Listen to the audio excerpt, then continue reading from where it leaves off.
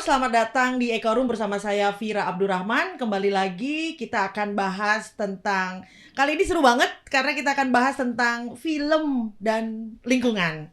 Gimana film-film ini bisa, mungkin bisa voice of the voiceless-nya isu-isu lingkungan yang ada di Indonesia. Harusnya bisa, tapi seperti apa tantangannya dan segala macamnya kita ngobrol sama dua cowok keren.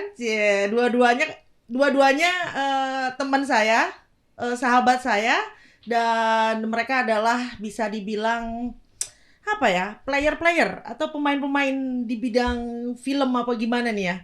Penonton serius. Orang yang cari makan di sini. Cari makan. Yang satu Erik, yang dua Erik. Jadi Erik dan Erik ya. Yang satu Erik Tiwa, yang satu Erik Sasono. Siapakah Erik Sasono dan Erik Tiwa ini? Silahkan memperkenalkan diri masing-masing.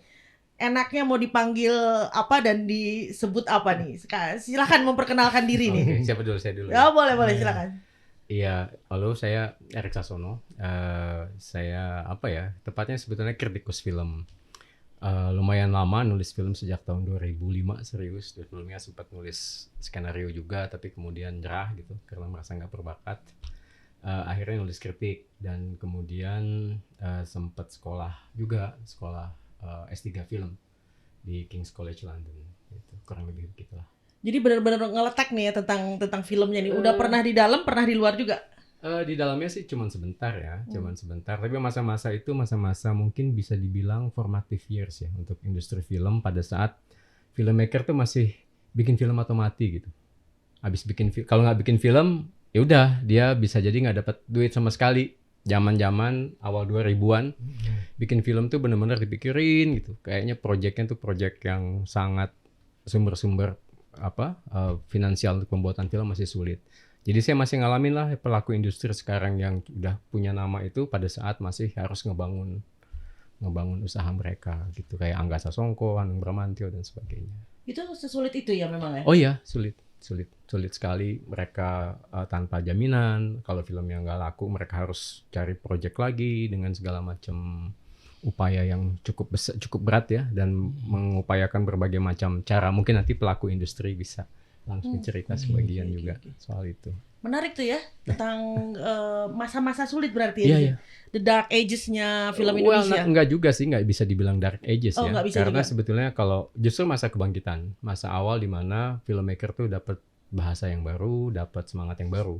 Okay. Sebelumnya kan tahun 90-an pertengahan itu justru produksi minim-minimnya ya, kecil-kecilnya. Tahun 97 98 itu hanya ada 5 judul atau 20 judul setahun, sampai kemudian muncullah Petualangan Sherina, Jelangkung yang bisa bikin penonton datang lagi, dan akhirnya penonton percaya bahwa film Indonesia itu is a thing, padahal kan sebelumnya udah hampir mati ya, nggak dianggap lah, meskipun ada tapi nggak dianggap. Oke, menarik ya. Nah, kalau Mas Erik Tiwa nih gimana?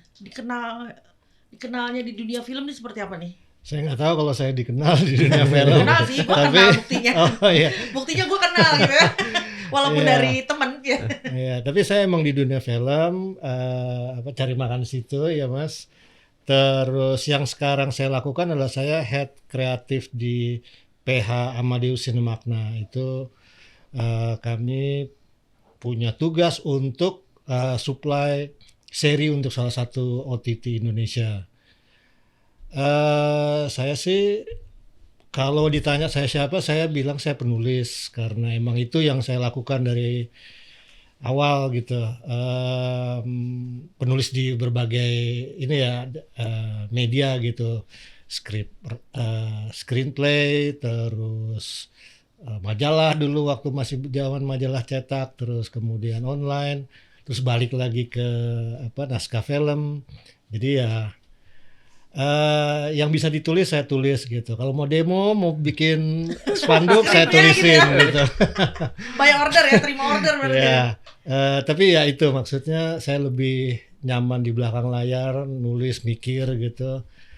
Terus kebetulan terakhir-terakhir ini ya di mediumnya adalah film seri. Film seri itu dan layar lebar juga. Oh, layar lebar dan sinetron juga berarti? Sinetron enggak, dulu waktu nyoba pertama-tama ya, tapi saya nggak punya stamina untuk Oh, si nulis di stamina-nya beda itu ya. beda. Tapi katanya duitnya lebih banyak. Katanya iya, tapi saya nggak sampai di tahap Nggak pernah dapat ya, duit nggak pernah banyak ngerasain gitu ya. ya. Iya. Tapi menarik, ini banyak banget nih pertanyaan sebenarnya. Yang pertama gini, dari masa yang sulit itu kemudian awakening ya, kita bangkit ya. Tawalangan Sherina saya ingat sekali juga, terus AADC juga saya ngalamin gitu ya. Yang tadinya ngidolain si Boy jadi Angga gitu ya, kayak gitu kurang lebih begitulah gitu ya. Nah terus masuklah masa sinetron ya waktu itu ya. Sesulit apa sih atau sebersaing apa antara film dan sinetron ini sebenarnya? Oh iya, jadi memang sebetulnya pada saat 90-an itu industri drop, itu banyak pemainnya pindah ke sinetron. Seperti Karisma Starvision, Multivision dan sebagainya, semua pindah ke sinetron gara-gara misalnya kalau ingat dulu awal 2000-an itu dibuat oleh Multivision misalnya, dan banyak lagi semua itu. Nah jadi pada masa itu sinetron hidup bisa dibilang karena TV juga baru usianya baru ya, relatif baru gitu.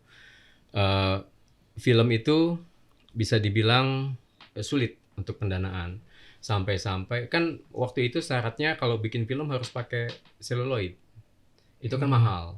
Oke, alatnya sendiri Ya udah bahan PR bakunya nggak bisa digital. Kalaupun digital harus di blow up karena bioskop itu hanya punya proyektor seluloid. Belum semuanya digital. Waktu itu transisinya cukup lama lah. Nah, itu mahal. Sehingga kalaupun bisa bikin film independen dalam tanda kutip, kalau mau diputar bioskop harus transfer digital. Kalau transfer digital itu kalau cari transfer yang pantas, yang bagus, biayanya nggak mampu. Banyak ada yang akal-akalan transfernya di India apa segala macam. Itu kalau tanya ke orang kayak Riza misalnya, dia akan ngalamin tuh transfer Eliana di India. Nyari tempat paling murah demi bisa tayang di bioskop.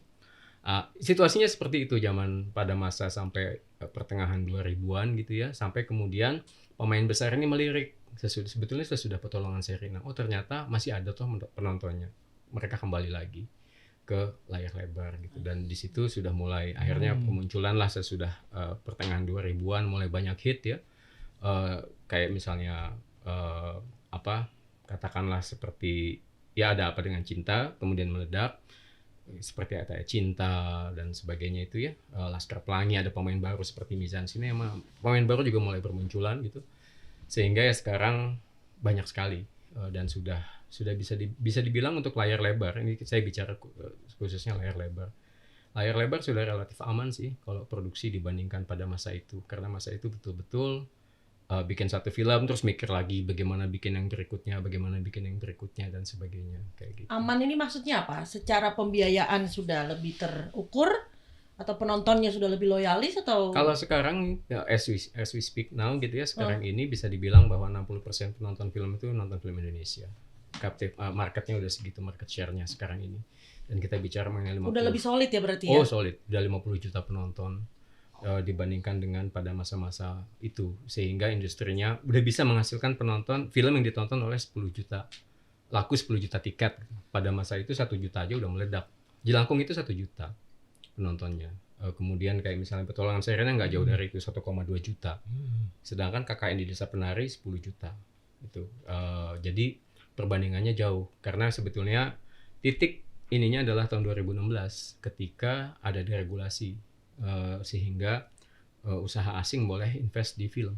I see. Itu ngaruh tuh ya? Oh besar, karena sebetulnya selama ini udah pada pengen baik di produksi maupun di eksibisi gitu. Kalau di distribusi itu satu hal yang sampai sekarang belum ada distributor film Indonesia.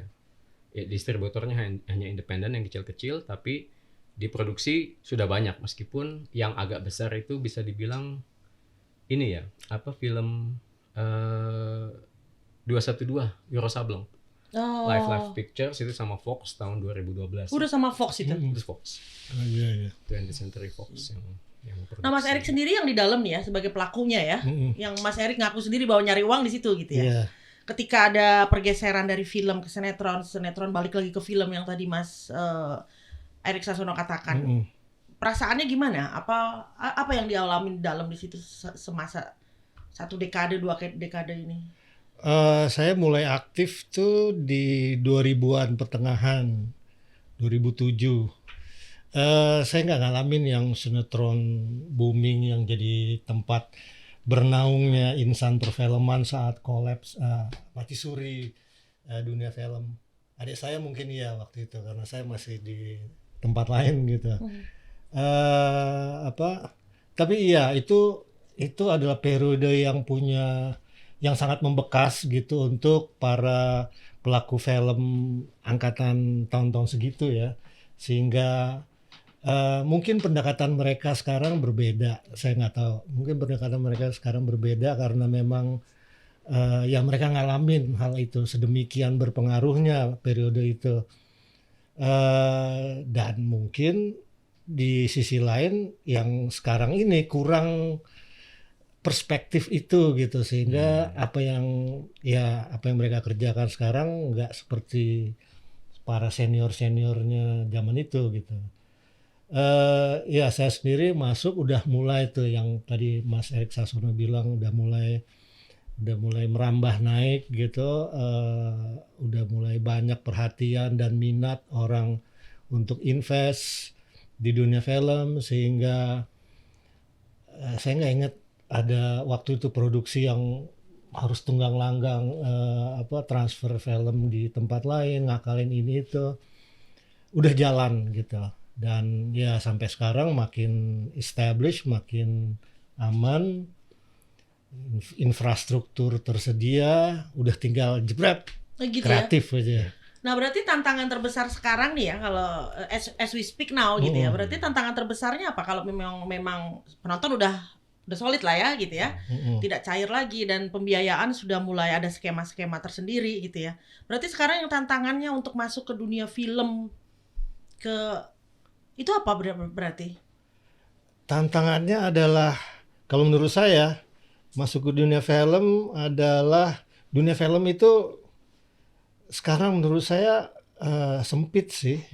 Oke. Apa tuh maksudnya sempit itu apa tuh? Maksudnya sempit ya yang masuk ke situ tersaring oleh tren, oleh siapa yang invest,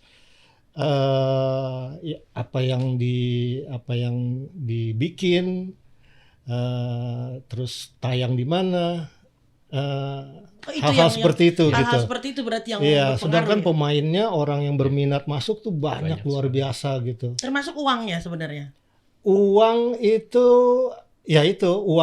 uang ada cukup banyak, tapi ya akhirnya ke situ, ke film-film tema itu, ke orang-orang yang ada di circle tertentu. Sehingga kreativitas yang fresh gitu, yang beda dengan apa yang sekarang itu agak tersendat untuk masuk. Ada satu dua mungkin, ada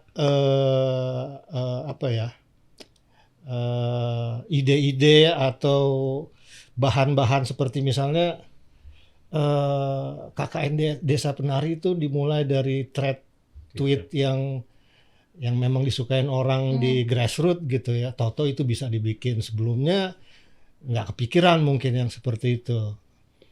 Jadi ada semacam sekat, ada semacam filter yang sangat membatasi gitu untuk bisa masuk ke dunia film. Berarti udah justru semakin ke depan semakin ini ya, bukan ke depan ya, tapi semakin sekarang makin limited ya jadinya ya. Nah itu kenapa? Apakah ada pengaruh digital juga? Kayak sekarang sudah mulai Netflix itu udah engage sama pemain lokal juga, pemain nasional gitu ya. Apakah ada pengaruh itu juga? Ada video, ada juga sekarang di Facebook tuh udah mulai kan potongan-potongan sinetron. Jadi saya tahu sinetron dari Facebook, bukan dari tayangannya sinetronnya itu sendiri gitu ya. Dan itu cukup memuaskan bagi orang-orang macaman saya. Salah satunya adalah ketika layangan putus ya. Saya ngikutin sampai saya hafal, tayangnya hari sekian, jam sekian, berarti sampai Facebooknya jam sekian gitu ya. Itu saya sampai hafal dan saya ngikutin kisahnya gitu ya. Nah ini apakah ada pengaruh itu juga? Iya, seharusnya itu memudahkan ya. Seharusnya memudahkan, tetapi bagaimanapun orang itu banyak yang masih beranggapan bahwa film itu harus bioskop. Meskipun sudah ada OTT ya, sudah ada channel-channel streaming dan banyak juga yang memang memproduksi untuk itu gitu ya. Dan cukup cukup besar sebetulnya pangsa itu. Kita bicara kan begini, film itu ada produksi, distribusi dan eksibisi. Nah, eksibisi itu memang sudah bioskop bukan lagi satu-satunya. Namun seperti yang tadi Mas Erick Tiwa katakan ya, kalau memang bicara industri film itu memang biasanya sudah dikuasai pemain-pemain yang jumlahnya tidak terlalu banyak. Dan pemain baru apabila misalnya mereka ingin menyasar ke bioskop itu sulit. Oh sulit ya? Sulit. Nggak segampang itu ya? Oh sulit, karena memang semua orang inginnya di 21, di 21. Jumlah bioskop mereka tetap paling besar, meskipun sekarang ada 21, ada CGV, Korea, kemudian ada Cinepolis, Meksiko. Itu Sams yang baru. Ini Sams ini ya kita ngomongin dulu deh. karena saya belum tahu. Ada episode selanjutnya berarti ya. Belum tahu data-datanya juga sih sebetulnya kalau Sams ya, ya, sebetulnya karena itu. Tapi kalau yang lama ini sebetulnya 21 masih mendominasi dan semua orang ingin bisa berebut di sana karena dari berbagai aspek dia unggul. Dari aspek misalnya keakraban penonton dengan suasana menontonnya. 21 itu membuat standar penonton jadi tinggi. Oh really? Oh iya, dan kalau coba bandingkan 21 dengan bioskop lain di luar negeri, tetap lebih unggul untuk harganya. Unggul tuh maksudnya lebih tinggi harganya? Teknologinya jauh lebih bagus. Teknologi dan pengalaman menonton 21 itu termasuk yang terbaik di dunia.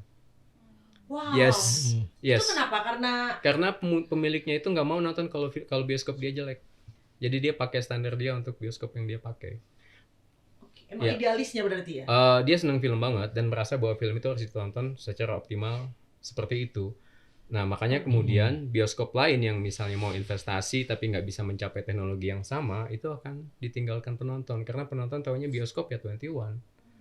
Dan pada tahun 90-an ketika terjadi transisi 21 itu dikomplain oleh bioskop lain karena dianggap lo harganya sama gue tapi bioskop lo jauh lebih bagus sehingga orang nggak mau nonton di bioskop gue lagi. Dituduh murah tuh seperti itu sebenarnya. Iya, tapi memang mereka punya standar seperti itu yang sampai sekarang masih di-maintain. Biasanya proyektor mereka selalu yang terbaru, bahkan di dunia. Karena biasanya Hollywood itu juga suka memberikan subsidi untuk transisi digital secara sempurna. Nah itu makanya kalau pemain baru mau masuk itu sulit karena mereka juga tidak mau spekulasi 21 itu artinya banyak sekali yang mau masuk, semuanya pengen masuk ke mereka gitu misalnya. Dan dia kan juga perlu penonton yang jumlahnya banyak, nggak mau ngorbanin layar begitu saja misalnya karena programming dia biasanya programming berdasarkan hall, berdasarkan studio bukan berdasar jam. Jadi bisa jadi banyak korban gitu, bangku kosong pada saat film-film yang berarti memang penonton Indonesia khususnya ya, emang bioskop itu memang masih menjadi ini ya cukup target sendiri ya Pak, maksudnya untuk menikmati filmnya itu sendiri melalui bioskop gitu. Dan juga filmmaker inginnya ya di bioskop itu sebagai puncak. Dianggap berarti seperti bioskop itu masih menjadi masih peak summitnya gitu ya, puncaknya di situ. Oke. Nah Mas Erick sendiri ngerasain nggak nih ketika ada mulai masuk Netflix, digital, Facebook, tadi kita banyak diskusi juga ya. Ngerasain nggak sih perubahannya? Diceruk nasinya sendiri jadi kebagi-bagi kan harusnya ya? Iya, memang itu waktu baru mulai masuk Netflix, terutama jadi angin segar buat filmmaker yang itu untuk masuk ke industri yang outputnya adalah film layar lebar. Sangat susah, terbatas gitu kan. Ada Netflix, ada ini itu gitu. Kita jadi merasa punya kesempatan untuk bisa menyalurkan idealisme untuk dapat kesempatan. Tapi kesini-sini ternyata ya ada aturan mainnya sendiri juga yang nggak terus bisa membuat orang siapapun masuk gitu ya, karena memang pertama pasti kualitas ada standar kualitasnya gitu. Tapi ya akhirnya kemudian apa yang kita lihat juga apa yang keluar di Netflix atau di OTT lain itu kemudian mewakili jenis tayangan yang berbeda dari apa yang ada di bioskop gitu, sehingga ya dari segi kreativitas itu juga sangat menyalur, jadi saluran yang baik untuk filmmaker. Kita mau bikin yang kayak Yang bikin kayak Korea gitu misalnya. Oke, ada OTT tersendiri yang Ya, tayangin kayak film-film seperti Korea itu gitu ya. ya. Benar. Kemudian bikin seri dibanding feature length yang 90 menit itu juga ada triknya tersendiri yang kemudian akhirnya melahirkan penulis-penulis yang khusus kayak gitu atau yang fasih bikin seri gitu. Jadi ya ini banyak membawa perubahan yang positif juga sih. Oke, oke. Ini berarti ini ya, mungkin Mas Erik Sasono bisa lebih dalam ya. Memang perkembangan digital ini tidak seperti ekspektasinya, salah. Pada kenyataannya gitu ya, tidak seperti yang diekspektasi sebelumnya gitu ya. Kayak misalnya di news gitu ya, jurnalisme, bagaimana kita sudah dihantam badai sosmed nih ya gitu ya. Memang sudah dihantam gitu ya, sudah hampir kolaps, sudah kayak dinosaurus gitu ya. Karena padahal sebelumnya kita berharap sosmed ini bisa menyalurkan begitu banyak berita gitu ya, bahkan bisa menjadi sumber berita, tapi pada akhirnya justru menghantam. Nah, di dunia film mungkin nggak seperti itu juga, yang awalnya kita berpikir ini adalah masa depan, bahwa ini adalah masa depan yang cerah gitu ya, sesuatu hal yang menjanjikan lah kalau kata Christian View gitu ya, kabar baik gitu ya, kabar baik bagi dunia aktivisme gitu ya, sebenarnya seperti itu. Nah, di dunia film seperti itu nggak? Apa seperti jurnalisme juga nih, jangan-jangan gitu? Agak ada sedikit perbedaan karena bagaimanapun sinema itu masih event sosial, tidak sepenuhnya event medium. Event sosial artinya dia ditonton bersama dengan teman-teman pulang kerja, oleh keluarga. Ada itunya ya. Masih ada. Ada community ininya masih ada ya. Buktinya adalah KKN di Desa Penari itu dirilis sesudah pandemi, di ujung pandemi. Orang kangen pada situasi sosial semacam itu sehingga dia meledak, mendapatkan 9 juta penonton. Orang nggak nyangka semua, kan semua orang udah sangat pesimis pada waktu itu, kita akan mati pada saat pandemi. Itu pembicaraan itu banyak sekali sampai 21 minta kekhususan, tolong dong dibolehin tetap nonton dengan penjarakan, dengan protokol seketat apapun, karena mereka nggak mau sampai tutup gitu. Orang semua udah pesimis, tiba-tiba ketika itu muncul meledak. Karena memang film itu sudah ya ceritanya sudah lebih dulu viral dan orang sudah menunggu-nunggu, diundur-undur, tarik ulur segala macam ketika ada orang nonton. Kalau bicara soal kualitas, banyak yang kualitasnya sama atau lebih bagus daripada itu. Tapi momentum di mana orang kumpul lagi sebagai sebuah event sosial itu yang benar-benar dicari. Dan menurut saya masih akan terus begitu ya. Itu mungkin satu di mana ada resiliensi medium film, sinema begitu. Nah, makanya keberadaan digital ini menurut saya ada outlet alternatif aja sebetulnya. Oh, masih sebagai alternatif ya? Buat saya sih begitu. Karena kecuali kalau memang dia bisa menggantikan sepenuhnya pengalaman menonton yang seperti di bioskop. Kan salah satu cara misalnya kalau karena ada experience-nya itu ya. Ya, kalau di Cina itu sempat ada strategi untuk melawan ketakutan itu dengan mendirikan IMAX. Yang layarnya besar, suaranya sangat canggih, mereka mendirikan 75-100 IMAX. Dengan demikian, ada film diproduksi sepenuhnya full IMAX, itu cukup ekosistemnya cukup buat distribusi mereka. Dan IMAX itu dianggap nggak akan terkejar oleh layar kecil. Gitu misalnya. Nah, tapi ternyata layar biasa sekalipun kayak kasus Indonesia masih, karena budaya nonton di Indonesia itu masih, dan budaya bersama teman dan keluarga itu masih. Weekend itu masih orang nonton bersama keluarga, keluar sebagai event gitu ya. Sebagai bagian dari event hiburan gitu, masih terjadi menurut saya. Oke, berarti itu memang ada experience dan ininya ya, pengalamannya itu yang dibeli juga di bioskop itu ya. Yes, itu akan sangat bergantung sama kualitas filmnya. Kalau nanti dia semakin lama semakin turun dan orang kecewa, itu juga ada masa di mana tahun 2007 kalau nggak salah itu nggak ada film di atas 1 juta penonton.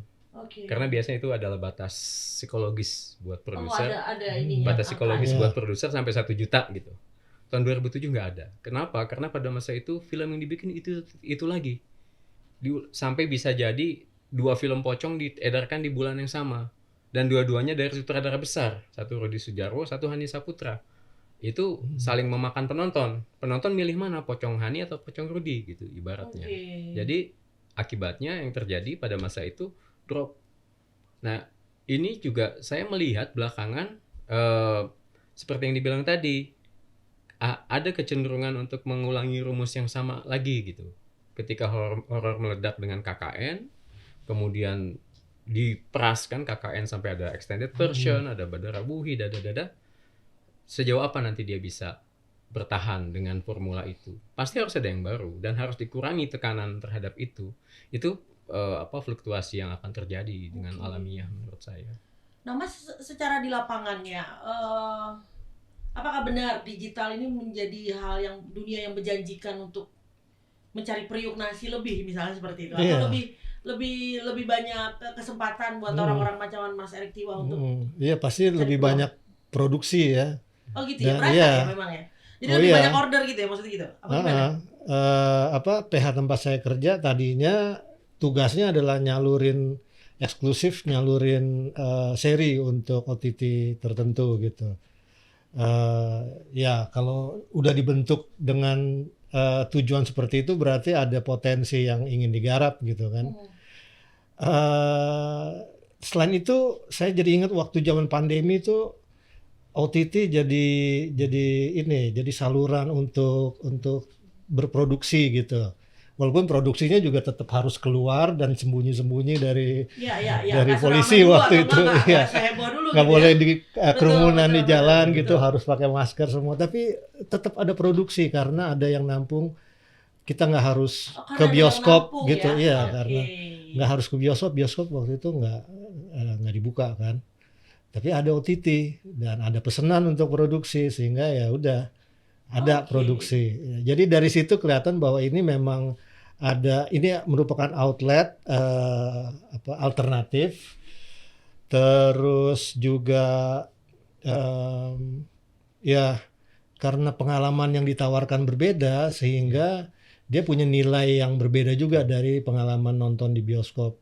Di OTT itu lebih personalized sehingga kalau kita menyasar pangsa pasar tertentu gitu ya itu akan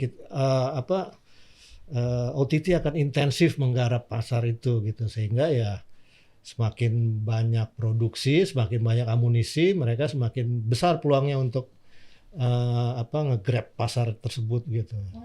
Artinya ya dibutuhkan banyak produksi memang. Memang ternyata angin segar ya, sesuatu hal yang menjanjikan ternyata kalau buat dunia film itu sendiri ya. Bisa dibilang begitu. Oke. Nah ini Kowers, kita udah ngalor ngidul ya. Kita udah ngomongin perkembangan film terutama di Indonesia dan ternyata satu hal yang saya baru tahu bahwa ternyata bioskop itu punya value atau nilai tersendiri gitu ya, bukan hanya dia menyiarkan film ya, tapi bagaimana experience-nya itu adalah sesuatu hal yang untuk dibeli gitu ya, nggak cuma nonton doang gitu ya. Itu sesuatu hal yang baru bagi saya pribadi. Tapi sekarang kita akan bicara tentang lingkungan ya, gitu ya. Nah, saya nggak tahu nih, pengetahuan saya terbatas apa gimana, tapi di Indonesia ini belum ada film yang setidaknya terkait lingkungan lah ya. Kayak di Amerika misalnya Hollywood, yang saya hafal itu adalah Erin Brockovich ya. Misalnya kayak gitu kan juga ada film yang tentang gugatan terhadap pencemaran kesehatan dari Dark Water. Dark Water ya, kayak gitu ya, gitu ya. Nah, di Indonesia ini belum ada nih. Kenapa ya? Atau I don't know, I don't have any clue or answer, just the big question is why gitu ya. Ya mungkin bagian dari kecenderungan market yang sudah established ya. Established artinya dia mengharap film-film yang laku itu biasanya film-film yang kita sebut sebagai film genre. Film-film yang memang sudah punya rumusan baku horor, komedi dan sebagainya. Meskipun sudah bergenre kuat ya. Yes, meskipun itu bisa tetap didampingi ya. Artinya bisa saja hantunya hantu korban problem lingkungan. Karena misalnya Monty Tiwa pernah membuat film horor tapi latar belakangnya politik sampai kemudian tidak boleh beredar filmnya. Film Pocong tahun 2006. Sampai sekarang tidak beredar dan tidak bahkan pemiliknya pun nggak mau menayangkan dimanapun. Oh gitu, ada ya? Cinemark dulu ya, Pocong 1. Masih sampai sekarang. Kalau mau nonton harus ke kantornya Cinemark. Karena teman saya yang riset itu harus ke kantor Indomaret. Itu film horor jelas-jelas, tapi latar belakangnya politik. Dan banyak lagi film horor yang berlatar belakang 65 misalnya, kayak Lentera Merah Hanung Bramantyo 2007. Bisa saja, bukan tidak bisa, tetapi memang belum digarap secara lebih serius. Mungkin kalau film-film independen banyak. Film-film independen misalnya seperti ya kita tahulah ya, umumnya mereka tidak tayang di bioskop, tayang di festival-festival atau di penayangan-penayangan alternatif, film-film yang Watchdog misalnya, atau film seperti Negeri di Bawah Kabut dari Salahuddin Siregar, itu tentang bagaimana pengaruh climate crisis terhadap pola tanam di sebuah desa di kaki Gunung Merbabu. Mereka tidak paham kenapa panen mereka kecil-kecil gitu. Ternyata itu adalah siklus tanam yang berubah gitu. Dan digambarkan kesulitan dan kemiskinan akibat kesulitan tersebut gitu. Itu dokumenter. Dokumenter tapi bentuknya. Dokumenter. Dan dia hanya tayang di festival, tapi di YouTube-nya itu yang nonton jutaan. Pelan-pelan tapi lumayan. YouTube ya berarti ya. Iya. Iya. Dia dibuat 2011, sempat tayang di beberapa festival di luar negeri. Ketika dia dibebaskan 2 tahun lalu dimasuk ke YouTube, yang nonton cukup banyak. Oke. Iya. Nah dari pelaku bisnisnya pernah nggak sih ada order kayak gitu? Nggak pernah. Atau kira-kira ada nggak nih kita mapping gitu ya? Kelompok pemain film, pemain ya maksudnya bukan artis ya, tapi pemain film ini yang ada player ini yang mau punya idealisme untuk mengangkat isu lingkungan misalnya. Ada mungkin pembicaraan seperti itu, tapi nggak pernah benar-benar serius digarap.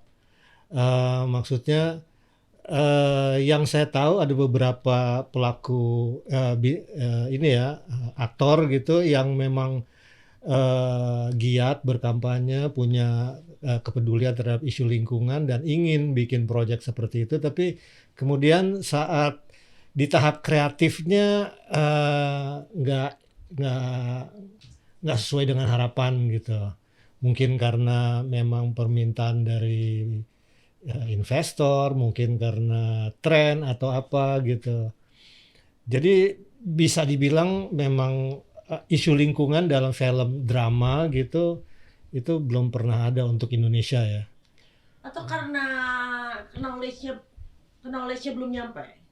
Ya knowledge bisa aja kalau memang dicari ya, memang pengen bikin film itu gitu ya. Tapi ya kalau nggak ada yang pesen, nggak ada yang bayarin gitu, nggak akan kejadian gitu.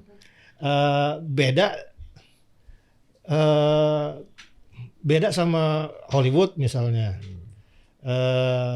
Ya Erin Brockovich, isu lingkungan, isu keadilan, hukum gitu diramu jadi satu. Jadi mungkin memang dari segi kreatifnya nggak digarap dengan baik gitu. Tidak diseriusin ya dari kreatifnya ya berarti nggak sampai ke sana mungkin ya, kasarnya begitu. Karena saya ngelihatnya isu lingkungan dalam storytelling itu bisa dihadapkan. Misalnya kalau kita mau bikin ada protagonis, ada antagonis, kayak Dante's Peak, antagonis adalah lingkungan, gunung meletus gitu. Ya, benar. Ya kan? Bikin seperti itu, tapi biayanya gede di sini. Atau tema yang berhubungan sama tema seperti Avatar, itu temanya lingkungan gitu. Tapi ya sekali lagi besar kalau bikin yang seperti itu pembiayaannya memang besar banget. Pembiayaannya yang besar. Jadi kalau dilihat dari 2 contoh itu aja, balik lagi ke soal pembiayaan gitu. Ide dan orang yang memang concern sama lingkungan tuh banyak di dunia film. Nah, gimana sekarang ngarahinnya ke sana gitu mungkin. Oke. Mungkin tidak harus yang langsung besar ya, mungkin dari kecil-kecil dulu kali ya, simbolik-simbolik ya. Sebetulnya nggak 100% nggak ada juga yang mencoba ya, seperti misalnya Ben and Jody. Ben and Jody itu kan mulainya dari filosofi kopi, kemudian dibikin Ben and Jody itu kan tentang perlawanan terhadap perusakan hutan sebetulnya, terhadap perkebunan sawit, kemudian ada perbudakan di dalam hutan, yang di dalam kerangkeng itu, dan kalau ada suku terasing yang melawan perusahaan hutan. Itu Ben and Jerry udah mencoba misalnya, tapi memang jauh suksesnya dibandingkan dengan filosofi kopi. Lalu ada film-film dokumenter juga yang masuk bioskop seperti Semesta. Semesta itu kan tentang 7 perawat lingkungan dengan berbagai macam cara yang berbeda, di sutradarai oleh Hairun Nisa. Itu dibuat oleh Tala Media, perusahaannya Mendy Marahimin dan Nicholas Saputra. Itu sempat tayang di bioskop. Lalu ada Pulau Plastik. Itu juga sempat tayang di bioskop, itu dibuat oleh Dandi Laksono bersama dengan Robby Navicula, sutradaranya kayaknya Dandi Laksono. Kayaknya pendanaannya dari Visinema waktu itu. Jadi tapi memang semua itu siapa yang pernah dengar gitu ya, kecil memang penontonnya sedikit, sirkulasinya terbatas. Terlalu Kemudian Pulau Plastik masuk ke bioskop online yang punyanya Visinema gitu. Jadi masih terbatas dan agak sulit juga untuk mencapai tingkat kesuksesan seperti Erin Brockovich atau siapa. Mungkin sebetulnya peluang dan ceritanya banyak sekali, cuma memang resikonya lumayan tinggi kalau misalnya dibikin based on true story misalnya. Pasti harus digarap lah. Here and there-nya ya. Here and there-nya tuh sana sininya banyak banget gitu ya memang ya. Tapi gini, emang kembali lagi ini kan tadi Mas Erik Sasono mengatakan medium ya, dan memang film itu kan juga salah satu medium untuk voice of the voiceless sebenarnya ya, karena banyak representasi di situ ya, apa yang sebenarnya terjadi di grassroots, di bawah, isu-isu yang misalnya horor itu kan sebenarnya menunjukkan bahwa memang hal-hal yang mistis itu adalah bagian dari tradisi di Indonesia nih, dari setiap daerah punya horor masing-masing gitu ya. Belum lagi isu perempuan masuk sebenarnya, karena yang punya dendam tinggi, kuntilanak itu perempuan pasti gitu ya. Yang paling disakiti perempuan gitu ya, ibu gitu ya. Sampai teman saya Gita nulis bahwa andai kata zaman ibu udah ada BPJS, mungkin ibu tidak akan menjadi hantu gitu ya. Harusnya seperti itu gitu ya.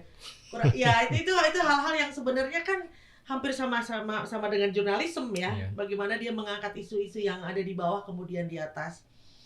Oke, kita udah 40 menit ya. Nggak berasa ya, kita akan berada di ujung nih. Sebelum kita tutup, pertanyaannya adalah ya tentang film di masa depan aja sih. Mungkin nggak sih lingkungannya akan masuk isunya gitu ya. Saya justru ingin melihat kemungkinan distribusi alternatif. Apa tuh? Artinya gini, kalau kita lihat film seperti Sexy Killers, itu kan mempersoalkan lingkungan. Yang nonton 20 juta loh dalam seminggu. Penonton film KKN sebenarnya 10 juta. Atau film Endgame, Watch Dogs juga. Itu dalam waktu kurang dari sebulan ditayangkan di 1.500 komunitas.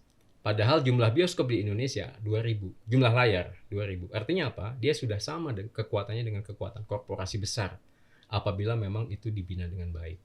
Jangan-jangan film lingkungan tempatnya di situ. Segmennya di situ ya. Artinya bisa saja dia masuk ke layar lebar dan membuat isu, tetapi sebetulnya kalau misalnya masuknya lewat komunitas, jangan-jangan dia lebih hidup dan lebih mampu untuk menggerakkan seperti yang kita inginkan, perubahan yang diinginkan gitu. Seperti Dirty Vote. Dirty Vote kan juga sedemikian gitu. Tapi jangan lupa bahwa semua itu dibangun bertahun-tahun oleh Dandi Laksono. Dia keliling Indonesia berapa kali untuk menemui komunitas-komunitas itu, sehingga ketika dia pakai film, orang percaya akan film dia. Tanpa trailer, tanpa apapun, orang percaya mau muter film dia. Nah, itu investasi yang sebetulnya hanya bisa ya mungkin dibandingkan dengan 21 yang dapat investasi besar. Dia jalan keliling lapangan satu-satu. Nah, itu adalah satu contoh di mana bahwa sinema itu tidak hanya di layar lebar atau di OTT, tapi juga di komunitas. Dan bayangan saya itu adalah tempat yang mungkin secara alamiah lebih dekat dengan tema-tema lingkungan gitu. Dan di situ tempatnya mungkin ya. Jadi yang kita tidak perlu merasa iri dengki juga gitu ya. Kalau nggak sama bioskop bukan berarti kita tidak bisa memiliki pengaruh, sebenarnya seperti itu. Iya, tinggal tunggu. Sebetulnya menurut saya sih tinggal tunggu saja ya. Contoh lain misalnya yang agak nyinggung lingkungan kan Kabut Berduri, filmnya Edwin yang memang tayang di Netflix. Itu kan ada konflik soal sawitnya, ada konflik soal pembunuhannya, ada konflik traffickingnya gitu. Agak terlalu kompleks, tapi sebetulnya itu dikerjakan dengan baik. Betul. dan layak untuk tayang di bioskop. Cuma memang mungkin dealnya gimana, Ya, tayangnya hanya di memang Netflix. harus di situ ya, kitanya harus Iya. banyak deal yang harus kita ngalah juga gitu. Ya. Iya. Gak bisa seperti Erin Brockovich yang memang lo ketika baru membukanya kita udah tahu bahwa ini adalah Iya. tentang lingkungan gitu Iya, ya. iya. Oke, it's good idea. Thank you so much. Terus Mas Erik ke depannya gimana? Saya lihat ada potensi tetap ya mungkin dari segi pekerja kreatif gitu, saya lihat ada potensi untuk bikin isu lingkungan ini ditampilkan secara lebih ngepop gitu. Tapi kembali lagi ke kreativitas pembuatnya. Bagaimana kita mendesain cerita, kemudian jadi naskah dan produksi yang menempatkan isu lingkungan di dasarnya dan di tengahnya gitu. Nggak cuma sepintas aja, oh ya dimulai dengan orang naik gunung, ada pembunuhan segala macam. Tapi isu tentang lingkungannya tuh di mana gitu nggak jelas, sehingga cuma selewatan, cuma jadi setting. Orang nggak lihat nih penting untuk kita memperhatikan isu lingkungan itu dalam cerita ya, gitu. Benar. Dimasukin di sisi itu sebenarnya bisa ya. Iya, jadi ada hubungannya langsung dengan protagonis yang ingin mencapai tujuan gitu.